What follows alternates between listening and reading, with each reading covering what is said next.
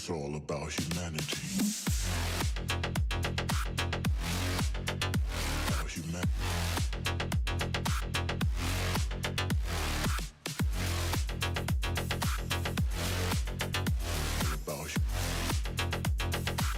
It's all about humanity. About humanity.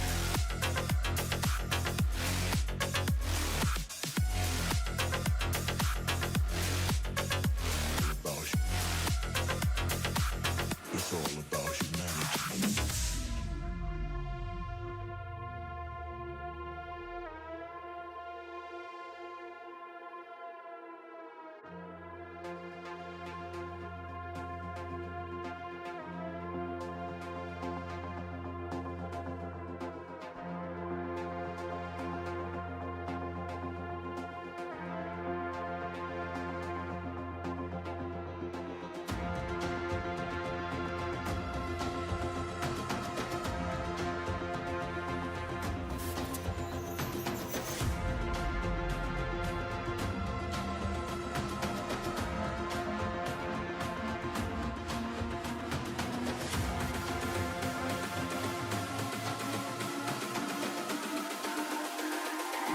It's all about humanity.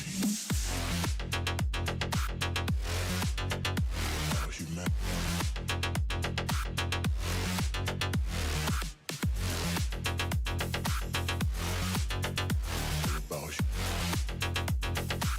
It's all about humanity.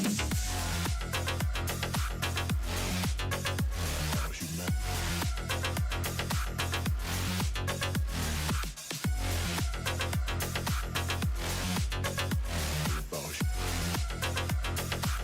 It's all about humanity.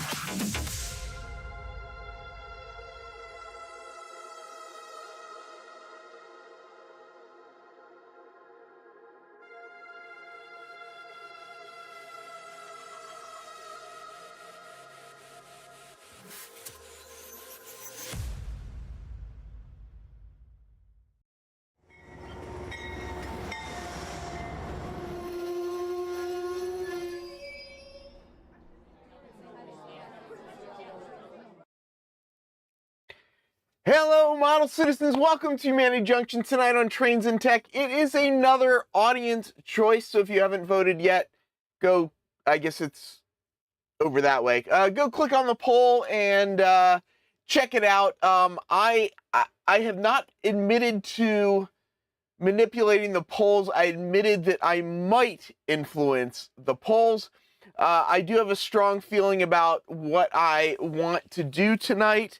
And it is opposite of what I wanted to do last week, but man, we got 56 people saying they want me to run a train today. I guess I probably should have set up the trains to run. I can get the trains to run pretty quick. That's not an issue. This layout is always ready to go.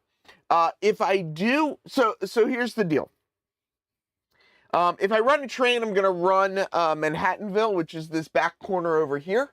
I don't believe I've ever sort of videoed that side of things yet, so it'll be a little bit of something different to check out. I did actually add one of the industries on my layout is, sorry, I'm trying to get this set up so that I can show you. One of the industries on my layout is called FW Web. If you look it up online in New York City, FW Web is a rail-served area that is up on a bridge. I don't really have the bridge here, but I do have this little elevated section sticking out. So this is just a piece of foam core with a printed image. This is what is actually on FW Web these days. You can maybe make out there's a roll door right here. Here's the loading area, and I cut it off, but the rail is, you know, right down at the bottom. So temporary, permanent structure on the layout, just to kind of give a little idea of where things are. I'm kind of trying to take the approach that I don't want to necessarily build the final structure, but I'm going to build sort of structure-like items and kind of stick them in various areas. The other structure-like item that is still a work in progress, and I gotta admit, this is not one that I have been working on at all. And I don't know why, but this camera, I've got this on a gimbal, and it's crooked for some reason, and I don't know why it's crooked, but it is crooked, and it seems to be out of focus. And anyway, I don't know how well this is going to show up. I think something's going on weird. But this is, if you guys remember, for a long time I just had a kind of a black foam core little thing in the corner, but it's always intended to be the IRT powerhouse, which is up here. This is a building by Andreas Werder. This thing is just stunning, just absolutely gorgeous. The detailing on it and everything it is just amazing. We're gonna get some lights in it, and there'll obviously be a roof on it at some point in time, but it is just it's just incredible. It's just really incredible work, and it really bothers me that that camera is on an angle and that I cannot figure out why that camera is on an angle and not working right. One of the other items that I got recently, I'm sure everybody's getting theirs in the mail if they've ordered it. I don't really know the whole story. I guess I should have looked up the story before the stream, because that would have made sense. But Microtrains did a Haikyuu boxcar about the Save the Monarch. And if you guys don't know, it's kind of this whole thing, like if butterflies go away, I don't know, butterflies are needed. I forget the reason. I forget all the whole story about it. But when you buy this boxcar, the money goes to this Save the Monarch Foundation. I believe it goes to building trees. So this is the Haikyuu boxcar, and I can't actually run this on my layout. This is a 60-foot boxcar, and I'm really only running 40 and 50 footers. Plus, it's a high cube, and I've got 2 spots on my layout that this won't fit on. So I can't run it, but I wanted to support it. Same reason we gotta save the bees. Oh, is it because they're pollinators? Is it angled or degrees of... Yeah, I don't even know. Dennis says it's based on a real boxcar. I was not aware of that, but that sounds... This is a cool looking car. I mean, the paint on this, I can't believe how good the printing is these days in N scale. I got into N scale back in the 80s. I had a bunch of stuff back then. Got back into it, obviously, again recently, and the difference in the quality of N scale just kind of blows me away. The next thing I want to show, while I'm waiting for the poll to switch, because right now Run a Train is winning, but I need to assemble the desk. So I'll explain why I need to assemble the desk in a second, but can we back the stream up and look at the structure again? Sure, we can rewind the stream. Is there anything specific on the structure that you want to see besides that the camera is at an angle? I can't get, you know what, let's just do this. Let's just do this. I am going to throw caution to the wind. I am going to pull something out of the drawer here. So what I'm pulling out is I've got another tripod here. I'm gonna put the camera on this tripod, because then I can show you a corner of this layout, or a corner of the building, I should say, that is really cool. Really, really cool. This was a detail that we didn't talk about that he just added, and I was, I was shocked that he added it. I was shocked that he added it. I wasn't thinking it was going to be there, but it is just really cool. Why is it? What is going on? Oh. Somehow I've turned the camera around and it's facing me, and I don't know how I turned the camera around. I don't know why it's looking at me. Now I've turned the camera off. This is a great stream, isn't it? I don't know what I'm doing. See, Dennis, things were going really well until you said, hey, go back. And now everything is falling apart, and I can't figure out how to switch the camera. Boy, what am I doing wrong? Does anybody know? Okay, I'll take a second. Heath is the last person that should be throwing caution to the wind. I would agree with that. Oh, here it is. It's the big button in the corner with the little, like, flip it around. Oh, man. All right. All because I really, really, really want to show you guys this one angle of the powerhouse, because I think it's a pretty cool angle. It's got a really neat detail on it. Well, I'll move the camera in a second, but at least it's kind of somewhat straight up and organized. So here's why is it upside down? What is going on, Heath? That is not upside down. What is going on? I don't, like, what went so drastically wrong that now things are upside down that shouldn't be upside down? Oh, man. I tell you, don't do live streams. They're just so confusing. Yeah, it's sending it upside down for some unknown reason. Let's try and do this again. So if anybody wonders who to blame for this one, this is you can blame Dennis from Otter Creek, because this is Dennis at Otter Creek's fault. Everything on the show was going really well. All the technical things were in order, and then Dennis said, wait, go back. And this is what happens when you go back on a live stream that you should just be going forward on.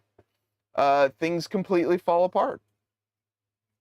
So everyone in the chat, go over to Dennis's channel and tell Dennis that it's all his fault. There we go.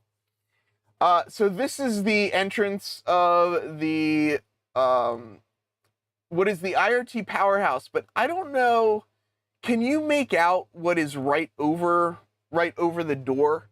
I don't know if you can see it or not, but it's a really cool little, detail. Oh, yeah, sorry.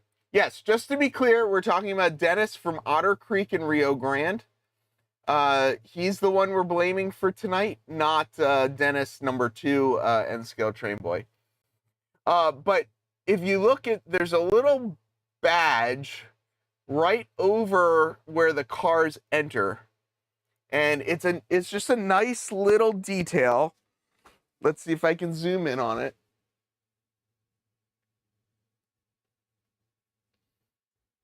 I know Dennis is going to kill me for moving the camera. Can you guys see what that says? It says RTSL. I thought that was just a really cool little detail added. So Dennis from Otter Creek wants to know if this is an ITLA building. No, not at all. This building, so what happened is Andreas Werder is a modeler in this area. He recently retired, but he is just an incredible N scale modeler. And one day we were hanging out or whatever. Yeah, I think we were hanging out. And I said, you know what would be kind of cool is to do a model of the IRT powerhouse. So he designed this from pictures, and I believe he actually went down there and took some measurements and stuff like that. But he actually made this from, you know, the actual architectural drawings. He laser cut everything. So this is multiple layers. I need to get this camera lower. It is multiple layers of different laser cut materials that kind of all got put together to make this. And that's not going to stand on its own. Let's see if I can find a way to prop it up. There we go. Hopefully that won't fall over. So it's various different layers. The windows are a layer. These cornices are another layer. These little lintels, I think they're called, is another layer. All of these are different pieces. So he hasn't done the roof yet on this one, but this one is 10 windows long. The original is actually 15 windows long. So on my layout, it is about 28 and a half inches, I believe it is. Yeah, I mean, just amazing. So he has a version of it that he created. This is the version that he created that fits my layout. But basically, I'm kind of using this as a terminal storage building. So it's got 2 tracks, 8 cars per track. The cars need to go in and be spotted in a specific order. And while they're in there, there's a crew of people that load and unload them. Yeah, I think there's some, I think, like basswood and some laser board. He uses some acrylic as well. Just like the attention to detail is just here. Let me show you guys. Let's see. I got to figure out a way to. I need something better that this thing keeps wanting to fall over, but I mean, the detailing is just absolutely incredible. Sean, it could be used as a passenger terminal, but the reality is that if I was going to do a passenger terminal, we'd probably just actually build one. I do think, you know, I'm not 100% sure whether they're laser cut or 3D printed. They might be 3D printed. That could be part of it, but you can just, yeah, I think these are 3D printed. I think this stuff probably is 3D printed as well. This is, you know, laser cut. You can see all the detailing in the windows and everything. Just, I mean, yeah, I can't say enough how cool this building is.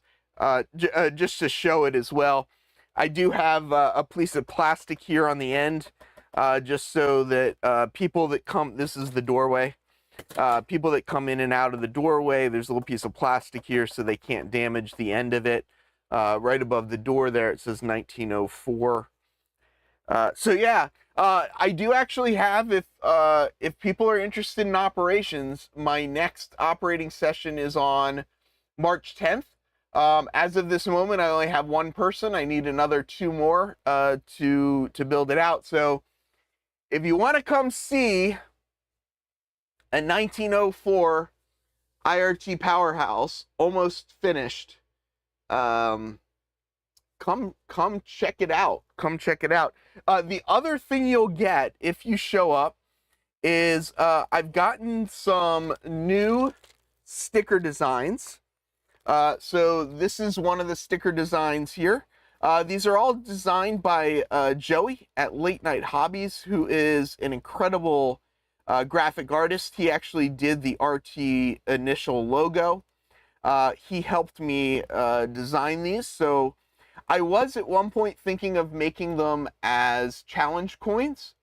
They would be a little bit expensive to do as challenge coins. So I think for now we're going to stick with stickers. Sorry, no pun intended.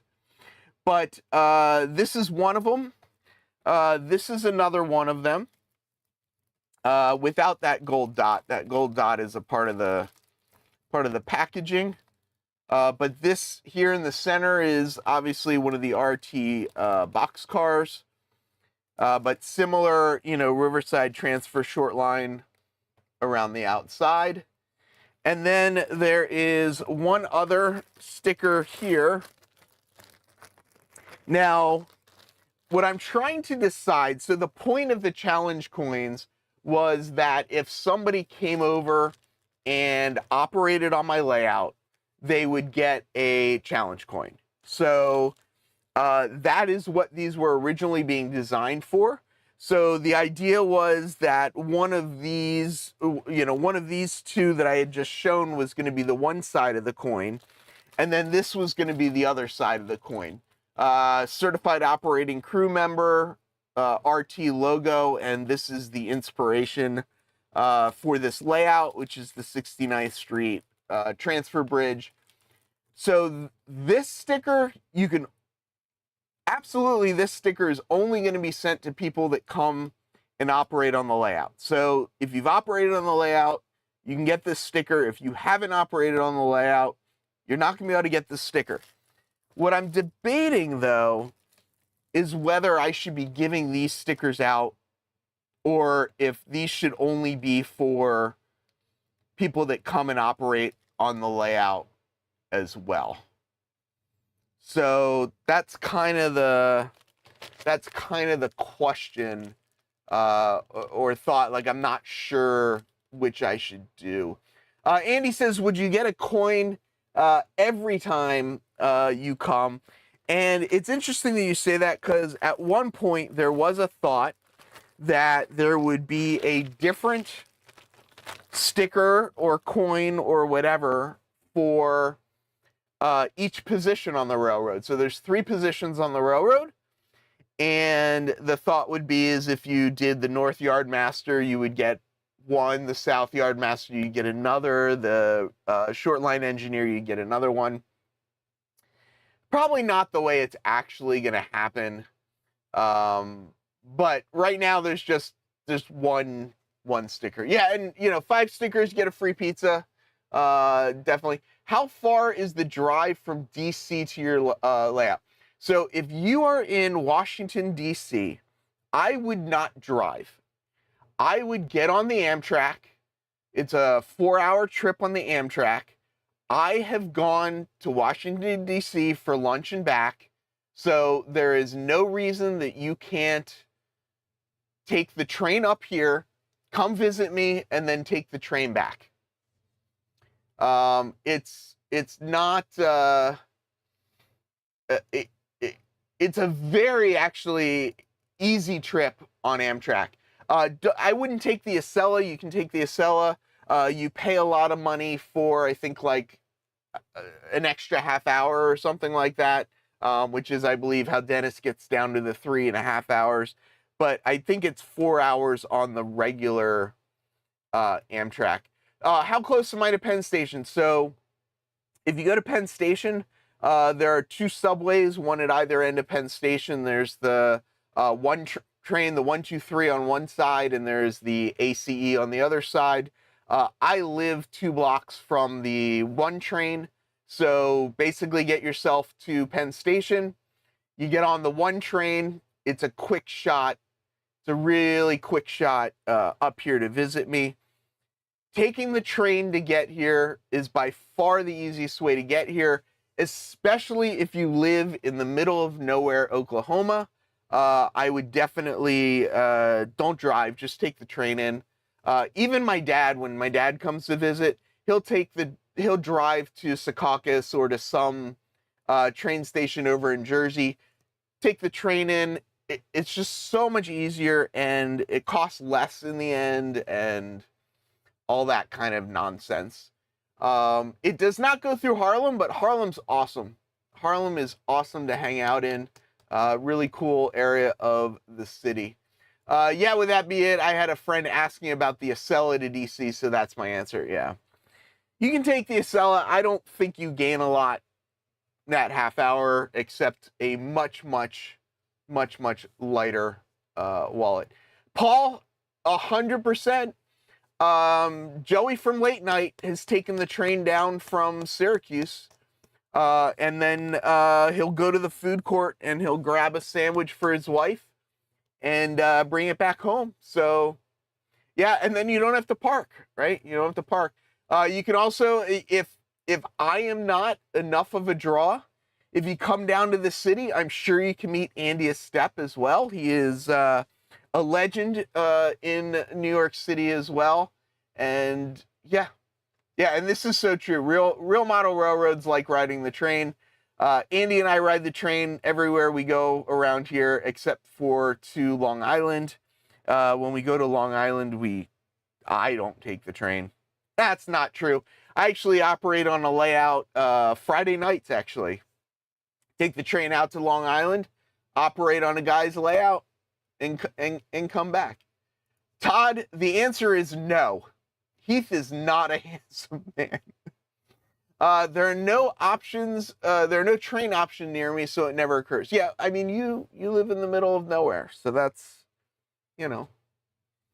But yeah, around here, you just take the train everywhere. You know, I go to Amherst on the train. Like, that's just what we do. If anybody's wondering, I bought these stickers from a company called Vinyl Disorder. I'm very happy with the quality of the stickers.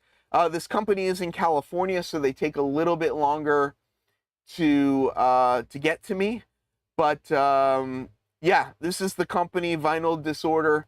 They've got a lot of sales, so look at their various sales. That's how I ended up getting these, is through some sale offers that they had. They're not a sponsor or anything. I just had a good experience with them. They responded quickly and everything and whatnot.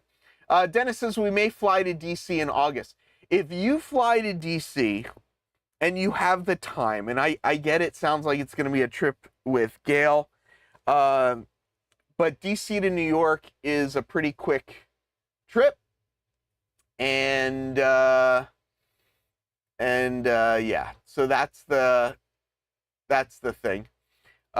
Lynn says last time I was in Manhattan, Heath didn't live there. When was the last time you were in Manhattan? I've been here for a long time.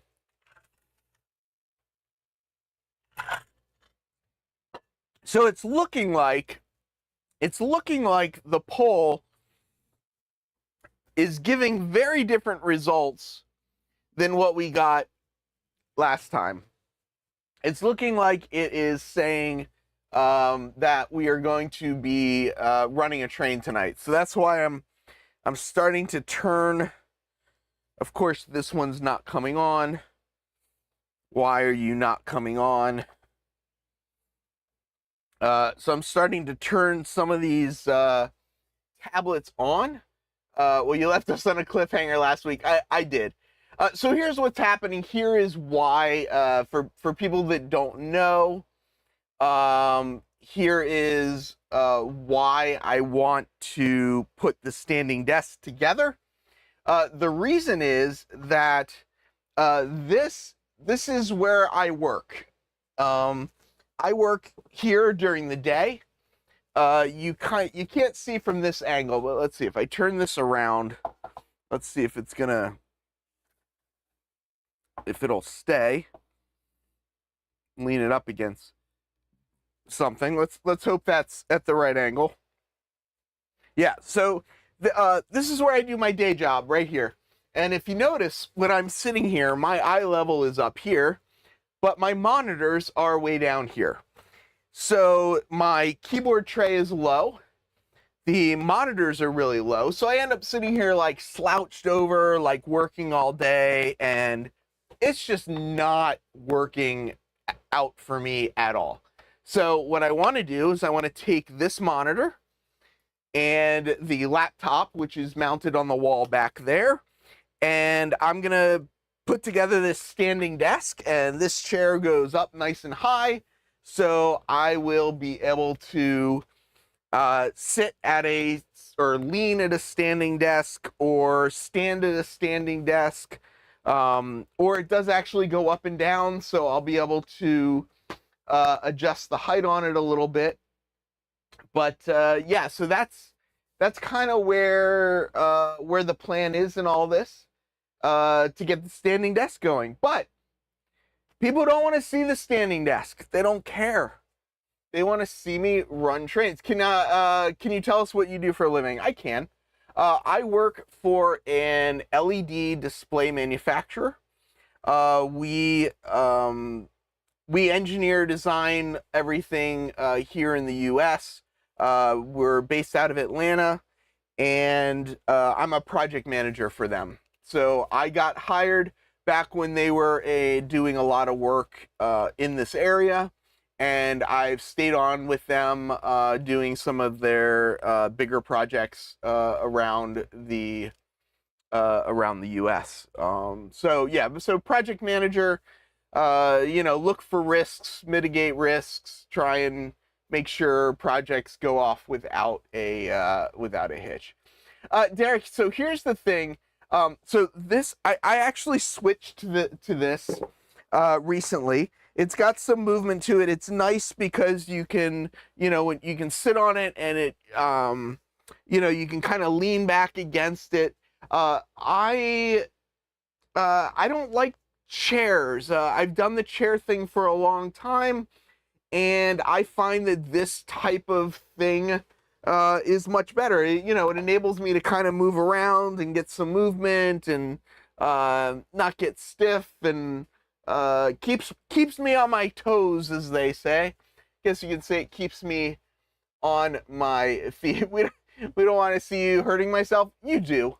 I know you do. You all want to see me hurting myself. That's just the way it goes.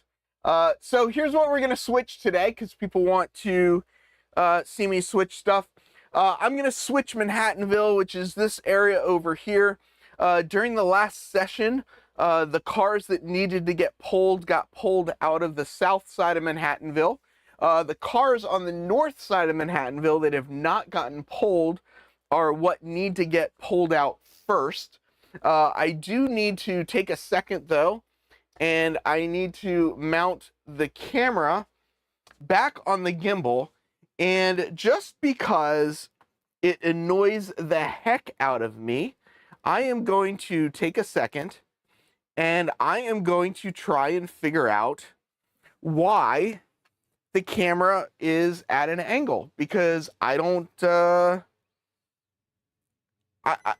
why. I can't figure out why it's at an angle, but it's at an angle. And there are, I believe, if I'm not mistaken, there are actually ways to kind of square it off. So I am going to attempt to delve into the settings on this this gimbal. It's got a bunch of different settings and whatnot on it, and I believe there is a correction somewhere in here that allows me to adjust this tilt a little bit, maybe not. Yeah, here we go. Roll adjustment. So I don't know which direction. There we go. So is that straight now? No. So I think that's straight. So I think I like that better. So we're going to close that. We're going to go back to this app. And I don't know why I need roll adjustment, but now I've got roll adjustment. Good night, Mike. See you later. Just stop tilting your head and then it'll be straight. I know, I'm always a little bit crooked. So here's what we got on the layout right now. We got 8955. That's the locomotive that I am going to fire up and run tonight. So I got that guy going, and I don't know why it's doing. The squealer over here is being weird. But yeah. So going the wrong directions. Change that yard mode. Let's see. Oh, wrong way. All right, so there we go. We got the train going. Using the UWT50 in yard mode because yard mode on the UWT50 is my favorite. You can see I've got a train of cars already. These are these cars here. Before we get to messing with all of those cars, though, what I do need to do is cut this guy off of here, and we'll just quickly bump that out of there. We need to come down here, and we're going to pull the cars that need to pull out of here first.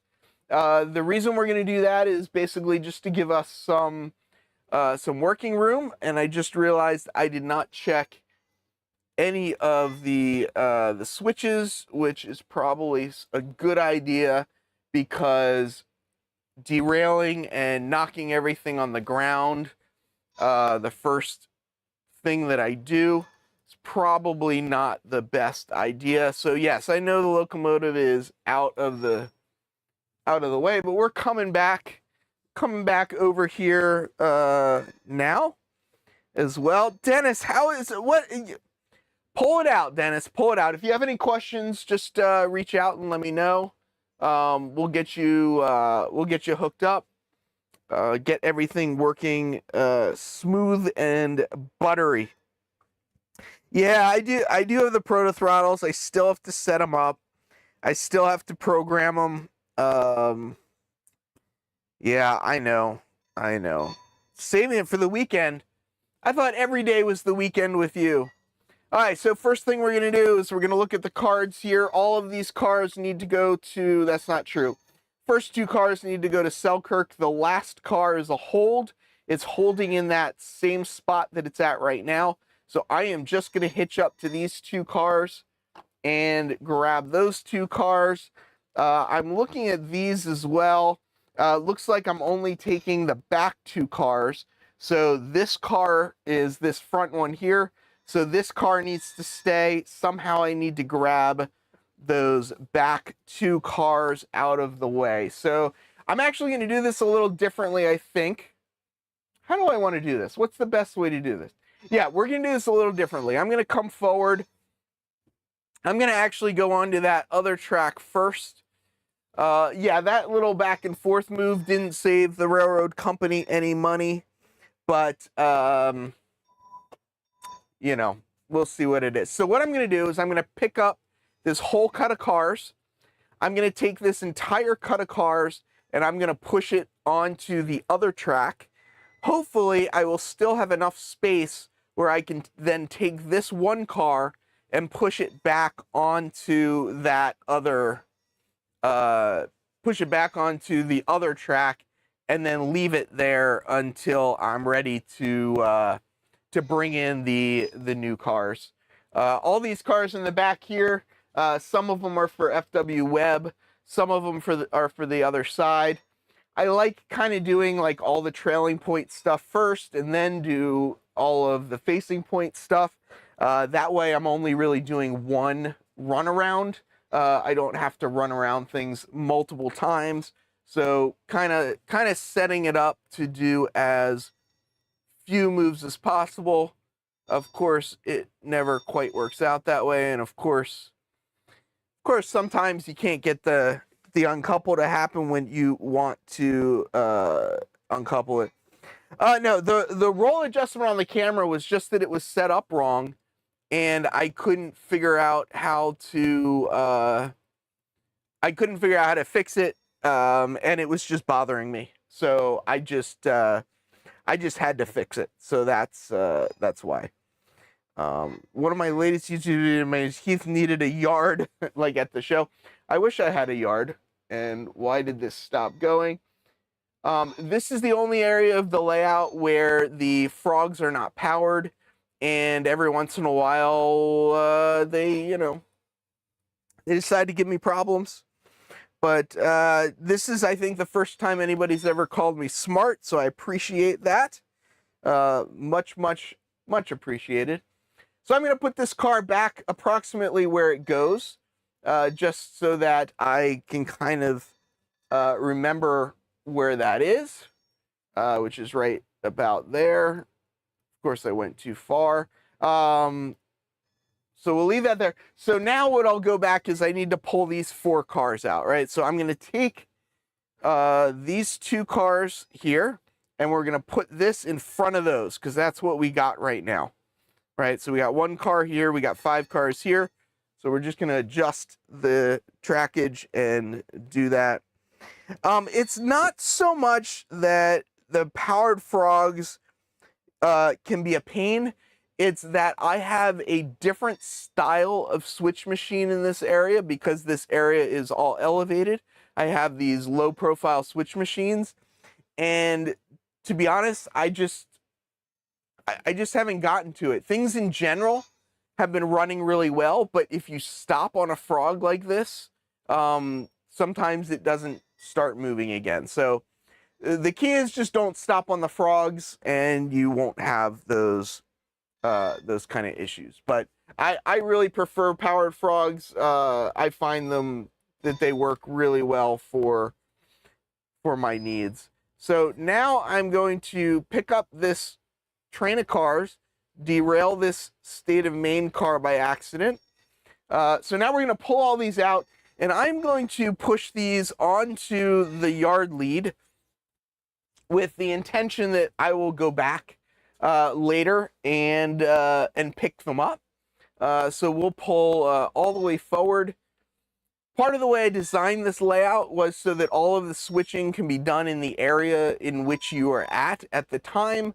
So that's kind of what I'm trying to do here, is to utilize just this area and not be like, pushing cars into, into other towns and into other areas. Yeah.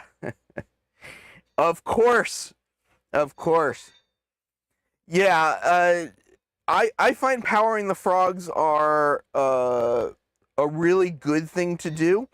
I do not use the Tam frog juicers. So my experience with the Tam frog juicers is that with the circuit breakers that I was using, that I've been using, blah, blah, blah, that the problem was that the frog would want to throw the polarity and the circuit breakers would want to throw the polarity. And between those two things, they would get confused and things would basically just kind of have a problem.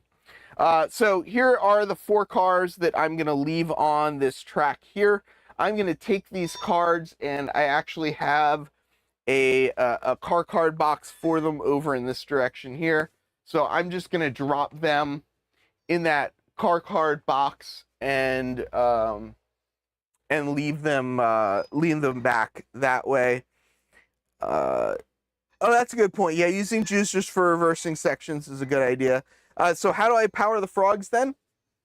Off the switch machines. I will not buy a switch machine that does not have contacts available for a powered frog.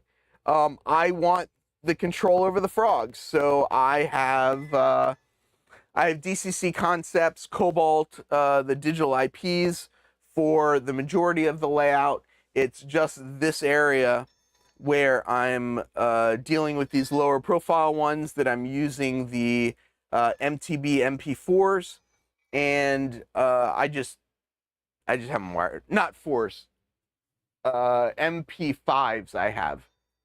You should get the 4s. You should get the DP4s. That's the one I like. Now, if I had done this smartly, I would have pushed these cars back a little further, so I could have grabbed them through this little siding here, brought them down here this way, but instead now I've got to run the locomotive all the way around this whole area. So we're going to do that. We'll see that guy come back in a second. The next thing I need to do is start looking through this set of cars here, and I'm going to pull out the FW Web cars from here and get ready to spot them over there. And I will leave the South Industries for down in this corner here. We'll just leave them back on that track as well. I guess it's finally time for me to look into switch machines then. I've been trying to make do with just Caboose Industry ground throws.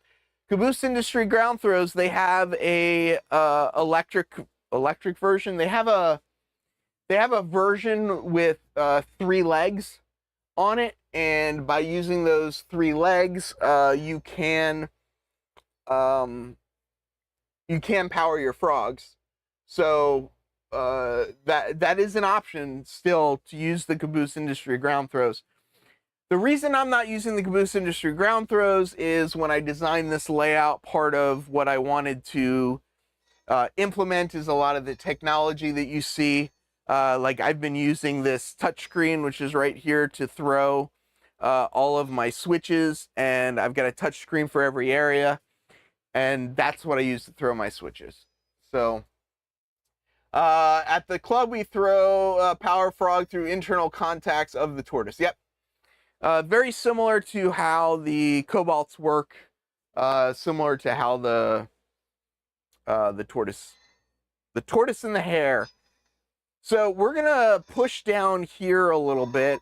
I'm not really sure how I'm gonna do this. Maybe I should do it down here. So I need to sort these cars, right? Because I only want to take. I guess I can do it right here. Let's do it right there. Why not? Why not? It's, you know, it's my railroad. I'll do what I want. So I need to go through these car cards, and I got to figure out which ones I need to go to FW web. So this first car I need. Second, third car I don't need. Fourth car I need. Fifth car I need. Sixth, seventh car I don't need. Eighth car I need. Ninth car, I shouldn't be running 9 cars on this. Ninth car goes to the malt house. So that's how it is. So what I'm going to do right now is I'm actually going to cut this malt house car off now so that I can drop this car into this area here. And we'll just kind of keep going back and forth until we've got all of the cars that I need sorted for this area. Yeah, the Blue Point manual throws are pretty nice as well. I have found that some people have found that operators sometimes will tug on them a little hard. If you tug on a Blue Point a little too hard, what ends up happening is you can break the Blue Point. I think that's more in how you. Come on, it's hard to uncouple sometimes when the train's still moving. I should just stop the train, but you know, sometimes that's, I guess, a little bit of an issue with the Blue Points, but you know, it is what it is. So I dropped that last car there. Come on, keep going. Keep going. Come on. Keep going. Drop that last car there. I'm going to take this pacemaker car, and so this locomotive that I'm running right now is not generally something I would use for this job. Generally, I would use something that's kind of doubled up because I actually think it's running fine. What it's not able to do, for some odd reason, is pull the cars up around this corner. That's one reason I'm limited to the 8 cars as well, is just because I don't know why, but this engine's running. It's just not pushing. I'm basically just putting weight on it. Oh, I see what's going on here. Got some cars tripping the switch up. And I think that is maybe causing some of my issues because all of these cars are now on the ground. Don't know why. Oh, did I not? Probably because I had the switch thrown in the wrong direction. All right, so that's something you shouldn't do, is run the train over the switch in the wrong direction. and not realize it, because that's what you end up getting. We're still having, oh, that's why it's not working, because it's derailed.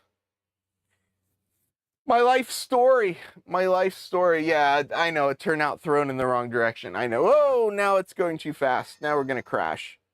Don't crash. Don't crash.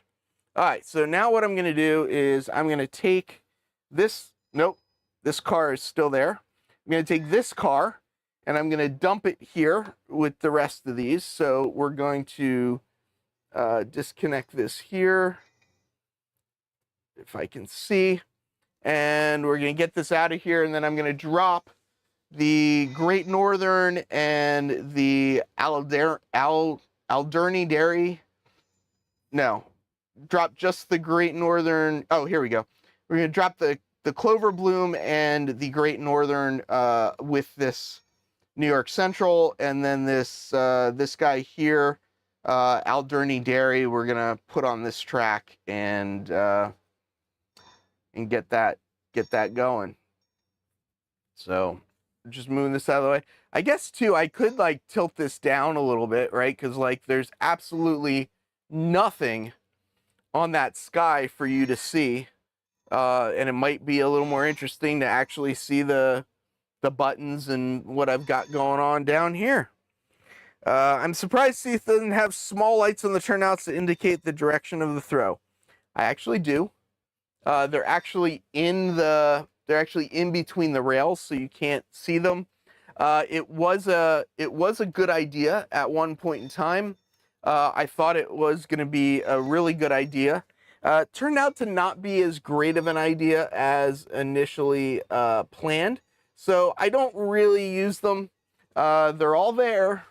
I just don't really use them. Just kind of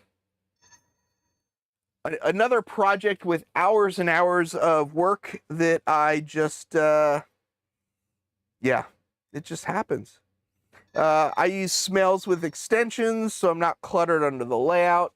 A couple of the items that I have, I do have smells. Under the layout, clutter is an interesting conversation, because if you're HO scale, what you don't realize between N scale and HO scale is that the switch machines don't scale with the scale, right? So an N scale switch machine is the same exact size as a HO scale switch machine, but the switches themselves are, what is it, 54 point something % smaller. So it's interesting. So I got lucky here. I actually just realized how lucky I got. These are actually in spot order. So you can see I have the spots here. So spot 1, spot 2, spot 3. So they're actually in the order that they need to be in. So nobody saw this, but I just slid those together, and now I'm actually done with that track, which just made my life significantly easier. This yellow ball one, that one needs to be set off to the side because it goes to the malt house, which is down that way. So we'll get to that when we run around things. But I need this Great Northern to go in the off spot, so we'll do that in a second. And this car actually needs to be the first car in. So you know what I'm actually gonna do is, oh, I just hit the wrong switch, but nobody saw that. Nobody saw a thing. Nobody saw a thing. So what I should have done is I should have picked up this car. I'll show you in 1 second. One moment, please.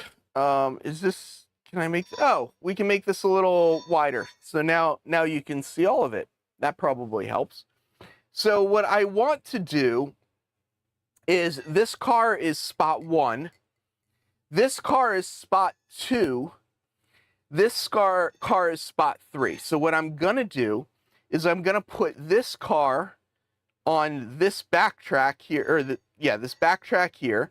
I'm gonna push this car in front of it, So then when I get to this car can just be dropped right in its spot in the back, and then I'll pull these other two cars around. Does that make sense? Oh, Dennis, come on. Oh, Reg has got to go too. Everybody's going. What's going on? You guys want me to run trains and then everyone bails. I'm just kidding. Oh, oops. I'm like, why isn't it responding? For some reason, I accidentally hit the recall button and it stopped responding. All right, so we're going to pull this forward. So as I said, this Great Northern car, we're going to put, oh, sorry about that. We're going to put on this backtrack here, so I need to throw that switch. Nope, I was thrown in the right spot. All right, so I need to throw that switch there. This switch is going to get thrown here. We will reverse onto that as well. All the turnouts in here, the ones on this front, they're actually all just on wires as well. Switch machine's actually in the back. But, you know, it's the way it is. All right, so we got this guy going here. We are going to grab this other guy and put it right in front of him. And we'll need to ditch these two guys at some point as well. Why don't we ditch those two guys now? We don't need those two guys. Those two guys are just in the way. We're gonna put those two guys right up here in front of the ball car. So then I'll only be dealing with, actually in front of the ball car. So that goes Great Northern. You want to keep the cards in order, because once the cards get out of order, that's when things start falling apart on you. I'm at the ops party until we close this down. This could take a while. Now that you've done both JMRI apps and car cards, would it be possible to have a hybrid between the two? JMRI to build trains, car cards and waybills for standing orders and spotting. Yes, it would be possible. I don't know what happened here, but I am off the railroad over here. Yes, it would be possible. There are actually ways of exporting your switch lists and turning them into like car cards and stuff. What I would really suggest doing, though, if that's kind of what you want to do, is use a computer program to dictate your movements with car cards. I would probably actually use something like Albion Ship It, or some other program that is actually designed to create the car cards for you. I think trying to keep track of things in JMRI and car cards, because you would have to manually, sorry, I need to think for a second. You would have to manually move everything in JMRI. So you could do it. But yeah. I didn't realize how close we were to 10 o'clock. I might not get to finish Manhattanville tonight. My next ops session, as I mentioned, is on May 10th. So I do need to finish this this switcheroo before March 10th. For over the weekend. Was it over the weekend? I forget when it was. I had a problem with my computer, so when I planned to turn everything over, I ended up with a computer issue, and I had to rebuild a part of the computer so that I could actually run the layout, because of course it was the computer that ran the layout that ended up with the problem. So instead of switching over the layout, I had to do that. So we're doing this part now. As I mentioned, this is spot 3. No, this is spot 2. This is spot 1. This is spot 3. So we're gonna push this in there. Now I'm gonna take this car, this first car. We are going to. So this first car is number 3. So we're gonna push that car in first. Then we'll grab these 2 cut-a cars and push them back in, and then we have got FW Web done. Once FW Web is done, we'll find a way to get to the other side of this cut of cars, and we'll pull them out, and we'll switch those back here in this corner. Essentially, to switch those, it's going to be just putting them in the right order and then shoving them in the hole. So I'll use this switch here to switch the cars around and to get them in the order that I need, and then we'll just push them all back in there. You might be asking, how do I know what the order is? On the car cards, I've got what's called zone track spot set up. So it's right here. It's right here. So the zone for Manhattanville is 31. These go on track 714 in spot 1. If I look here on my little fancy setup, it actually shows 713, 714, 715. So I know which track they go on, and I just went way too far than I needed to go because I was paying attention to something else. Destinations wouldn't change. I would just have physical representation of the train in a stack of card to make building the train how I want it built easier. We've talked about this. My biggest issue with JMRI is that you can't block trains in JMRI.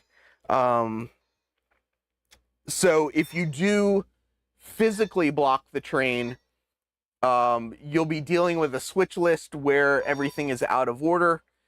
You can do it. I mean, I operate on layouts with switch lists. What generally happens is that I look at the switch list, I see what cars either need to be picked up or dropped off at an area, and I kind of keep in my head what the moves need to be, and I don't even look at the switch list, when I get to that point. I kind of can't,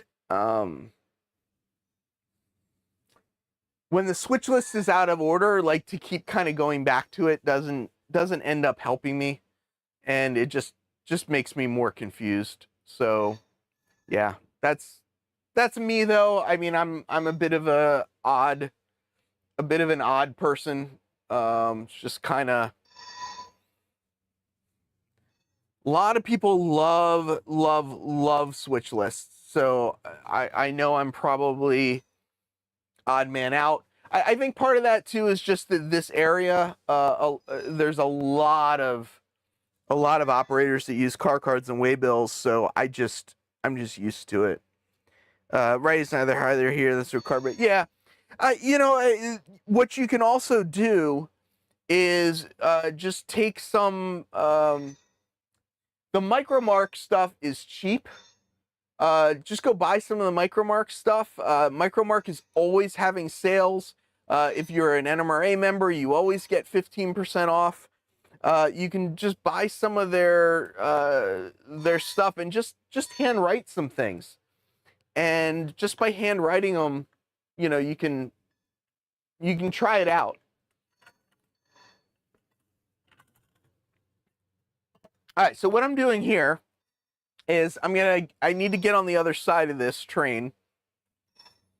So what I'm gonna do is I'm gonna pull this forward, so that so this is a runaround here, but this last car was hanging out over the back, so I need to just pull it forward a little bit in order for me to run around it. So that's what I am doing right now, and I'm just going to disconnect this and get myself out of there. A lot of people ask, like, what's the difference between uncoupling an N scale and HO scale? I mean, you can see I'm basically doing the same thing. It's basically working the same way. It's not really a big deal, in my opinion. Again, I know what people say about opinions.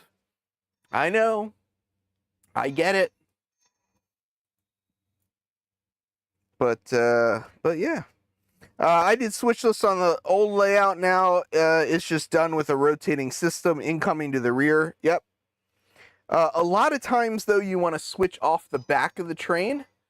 So sometimes, you know, it makes sense sometimes to, yeah, it depends what you want to do. Car cards, yes, they, you know, they end up on the floor a lot. That's definitely a problem that, you know, that happens. It happens, but I like the gamification with cards. Like, you know, it's kind of like, you know, I'm holding, you know, like playing cards in my hand, and you know, I like that. That's just kind of, I like, you know, I like the cards. So what I got to figure out is which card goes where. So here's another thing I like about car cards, right? So I'm switching the locomotive to the other end of the train.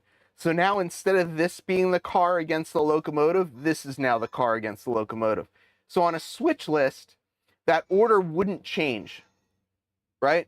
But because I'm using car cards, what I'll do now is I'll just swap the order of the cards, and now my top car is the first car there. So now I'm you know, perfectly set up again for, you know, for what I want to do and for how I want to switch things. So the malt house is all the way in the back, then the Mink building, then Studebaker Ice. So my very back car actually needs to be this this New York car. And then the next car is this Clover car. So what I actually need to do is flip the order of these two cars. I'll just do it over here. Normally what I'd probably do is I'd probably do it back there. But because it's behind the FW Web building, it's a little hard to, I'd have to move the camera around a bunch. So for ease of doing this, I'm just going to do it all basically right over here. So give me a second. We'll just run these out and around. I like to try and run at scale-ish speeds. So if you notice, I'm not like flying the trains around the layout. I'm kind of at, you know, at 8, basically. It's just kind of what I am. So Studebaker Ice, this car right here, this actually needs to be the first car. So I'm going to pick this car up, because if I pick this car up now, basically I can push it out of the way and drop that car that I need that is the first car in the hole. You know, I can push this car back there behind it, because eventually this needs to be on the other side of it. I don't know if any of this is making sense to people or not. Once you kind of get into it, it kind of makes sense, but I get that it can be, get the beginning a little confusing. Yeah, I'm not doing the NASCAR thing. We're not running in circles, which there's nothing wrong with running in circles, but we're simulating operating a railroad. Even though it's an N scale, you can still run your trains really slow. The rotation is done in hidden yards. Oh, gotcha. My biggest pet peeve is people that don't build in enough working space in the layout for car cards. Oh yeah, John Parker's is a great example of setting up your fascia well. What I have done is I have, and you kind of can't make them out, but I have these little slots everywhere on my layout. And I also, if you guys take a little journey with me up and away, if we go up here, this is a long move. So I also have a little area up here as well. So you can line up a pretty long, you know, set of cars up here on the top, and I have that running way too quick and I'm not paying attention. So you can set up all your car cards up here, and you've got, I think it's 4 feet of length here, and there's only, you know, 8 cars on the train. So you can, sorry, I think I got things out of order now. So now I'm a little confused, because again, talking and trying to do stuff, and I made a mistake. what am I saying? What am I talking about? So yeah, so on this layout, there is plenty of room to sort car cards. Yeah. Lynn says he's got a little both. He's got the NASCAR thing and he's got other stuff. Ron's asking how the desk is going. The desk is going terrible. What's actually going to need to happen now is I'm actually going to need to set up the work desk during my work time. I know, controversial idea. I get it, but that's what's going to happen is I'm going to do work during work time instead of doing work on my own time. It's just the way it is. Tim over at Seaboard Central did a series on switch lists that makes sense. It's not that switch lists don't make sense. It's just that I like this. I like the cards. I don't know. You know, I mean, it's me. Update on the package. Okay, so here's what's happening with the package. The package went down to Florida again. The package went to Pensacola. Then the package went to Milton, Florida. Then the package went to Jackson, Florida. Then the package went back to Milton, Florida. But I was working with a guy out of the Jackson... I just cut off the wrong car. Working with a guy out of the Jackson USPS. And he... and what he did is... he finally was able to get in touch with the Milton post office. The Milton post office was able to grab it. They have put a new label on the package, and if everything goes as planned, that package should deliver to Digitrax tomorrow morning. And part of me is kind of sad to... part of me is a little sad to see this whole saga of the package end. We've been going through this saga since December 24th. So is that 2.5 months? Or is it 1.5 months? I think it's 2.5 months. So it's been quite the saga. And, you know, I'm happy to see it end is the reality. I don't, it'll be good. It basically just means I can open the envelope. I know, I shouldn't jinx it. I know. Yeah, so I have plenty of room to lay out my car cards, and it was actually, it wasn't my idea. It was actually, I wanted something to lay them out, right? So I knew I wanted something here, right? What I didn't know though is that having something up above there, just how well it was going to work out. That was an idea from a much more experienced model railroader than myself. And he, you know, basically that suggestion came up and I was like, brilliant. So now I've got spots down here and I got spots up above.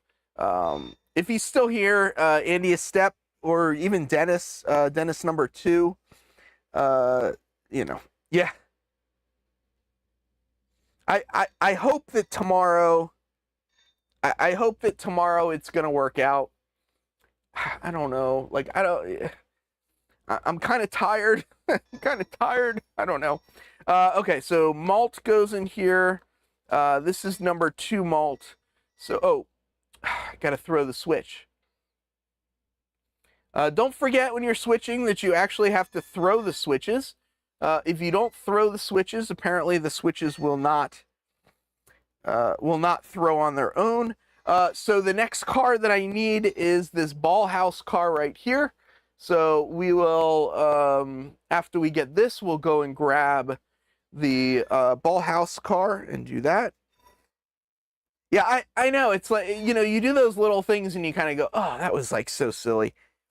I kind of imagine that there are some people that have done that in the real life. Like they pull past the turnout, they get distracted doing something, they start moving forward again and realize, oh, I didn't throw the switch. Dennis wants to know what is it you're sliding them into. I'll post a link on Discord after this. If you're not on my Discord, go down into the description below, and there's a link to join the Discord. It's a little plastic channel with an adhesive backing that I got from off of Amazon. I don't think that this is what it's supposed to be used for. This is what I am using it for, and I like it. I think it works out really, really well for my needs. They make different sizes, so you can get some that would hold more cards. Like this one, you can't really stick another card in the front, but what you can do is you can just kind of drop the card in behind it. So that's the only, I guess, downside of this specific one. Nobody, I don't think, has really complained about that aspect of it yet. But, you know, kind of like a cheap paper binder. It is a little bit, but it doesn't clamp onto it like a binder does. It's just loose enough that it kind of holds it, but it doesn't hold it too hard. Wonder what was the difference from the old label to the new label. Don't really understand. Don't really know. As far as I understand, they were very close to the same. You know, it's just the mystery. This is a funny thing that happens. It happens in HO scale as well. Of course, it stopped doing it the moment I was about to point it out. The car kind of does this like back and forth little jitter thing. It's one thing that a lot of N-scalers complain about. It happens. It happens. Yes, it is exactly like the restaurant holders. Honestly, if you've got a lot of money, you can get those restaurant holders. They are just... Oh, it did it again. I don't know why like I wasn't touching anything and it dropped the locomotive again. If you have a lot of money, you can buy the restaurant ones. I just don't. I didn't want to spend that kind of money on this, so I found basically a plastic option. They're still pretty cheap, or still pretty expensive. It's $40, I think, for like 2 4-foot pieces. So yeah, slinky. Yeah, it definitely is a little bit of a slinky. All right, so the next thing I need to do is the 2 cars for the Mink building, which is the blue Time Saver car, is the next one, and then the one after that is the orange car. So I'll pull these up. So this car here goes in next, and then this car goes in after it. Then this car goes after that, and then this car goes on the very end. So I'll get those moved around. We'll basically be pushing them all the way into that hole back there. This is the complete complement of cars that will fit on that track. So we will need every inch of this track, and we'll do that. And yeah, unfortunately, I guess the downside of me doing this op session now is that it just means that you guys won't get to see me put the desk together. And I know a lot of people were looking forward to that, because, you know, who doesn't want to see a desk getting put together on a model railroading live stream? I mean, isn't that why you all showed up today, was to see that? I know nobody showed up to see that, but, you know, I mean, I gotta at least pretend, right? You gotta pay attention to multiple things going on right now. This is an interesting thing going on right now. Is 2 things at once. We'll see. Let's stop this train. Let's uncouple it. We'll start pulling it forward. Then I'll come back over here and we'll push the button. There we go. Now we're back. Next time, don't give us a choice. Yeah.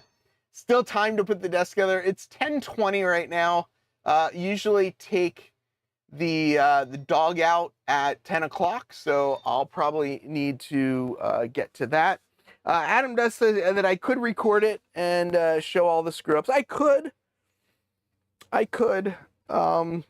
I suspect putting the desk together is going to take a lot of space. So, yeah. Well, yeah. You wanted to see the scenery caddy come together? I guess there'll be more time, right? I mean, you'll get to see it in use. You won't get to see it come together, but you'll get to see it in use. As I mentioned, like I move the car cards as I go. Oops. I just do that because it helps me. It allows me to not have to keep a bunch of things in my head. When I'm using switch lists, it's a good idea to carry a pen or something around with you to check off what moves you completed. I don't know why this isn't connecting. What moves you've completed and what moves you haven't completed. But if you don't have a pen, you kind of just got to remember, like, what have I done? What haven't I done? I just realized that, what am I doing? Oh yeah, okay. So this one. So here's, I got confused for a second. So this is spot 1 and this is spot 2. And for a second I thought, oh, I just put them in the order, but I confused myself. Don't confuse yourself. So this is going to go in there. This is going to go in there. So I can just push both of those back in at once. And then all I got to do is pick this guy up and push him in there. So once I finish this, I can start turning the cards for this area. I probably will actually wait until I get the whole layout sorted. I need to go through the IRT powerhouse. There's some work to do in the north yard. I need to double check Riverside Yard. I think for the most part, Riverside is in really great shape. There are only 2 cars in Riverside Yard that need to make their way to one of the Riverside industries. But that'll be a pretty simple operation. So this is kind of, I look at it like this is kind of my time to run the railroad. I get to run it without the pressure of an operating session. Also, it allows me, I guess, to kind of stay focused on how things are going for the operators during a session. I do think I'm going to start operating more during an op session, but we'll see. We'll see how that goes. So I'm going to pick this guy up. I am going to put him on the front of this guy. I'm going to push all those cars all the way back into that hole, and go from there. I mean, we'll probably just call it a night, right? Because we've already been going longer than my hour, and we got to cut off at an hour. I carry a set of multicolor car tabs to use for car sorting. That's a great idea. Some layouts will provide them. Some layouts won't. Yeah, t-shirts with multiple car pockets. I have actually pants, like cargo pants with a whole bunch of pockets as well. Yeah, cards and a pen. I'll have a pocket protector. So there we go. We got those cars all pushed into the back. I am just going to break this off of here. We'll park it right up here, just out of the way. Zoom, zoom. And I'll just hit the power button twice, which powers off the layout. Layout is now off. The way I know that the layout is off is that the little Riverside Transfer logo is now red. Layout on, it should turn green, and of course it's not. We're going to try and refresh. So track power is on, it turns green. Track power is off. Come on. No. What are you doing? Stop. No. No. Why is it Well, this one doesn't seem to be refreshing right now. Because the camera is on Wi-Fi and other stuff is on Wi-Fi. Oh, it's because it's e-stopped the loco. So hold on, yes. There we go. Now it turns red, so there, track power on. Track power off. So turn the track power off, shut it down, tie down the locomotive, walk over here. 37 of you stuck around and watched me switch Manhattanville. So we've now seen on this channel switching the IRT powerhouse. We've now seen switching Manhattanville. We run a train across the whole layout. People want to come visit, you know, come by anytime. Ed's gonna come over around Island Ops, so if you're ever in this area for other reasons, be sure to, you know, come visit. From the city that never sleeps, farewell, model citizens.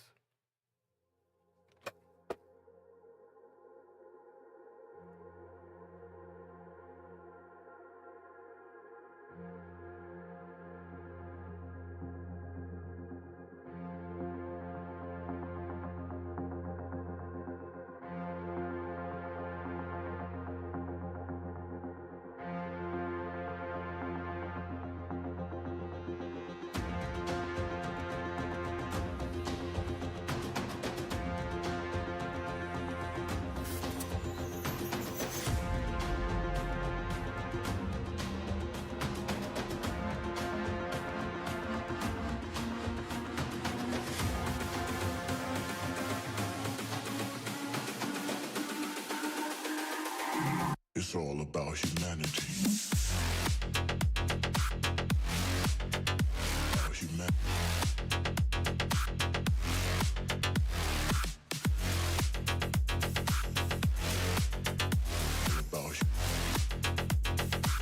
It's all about humanity.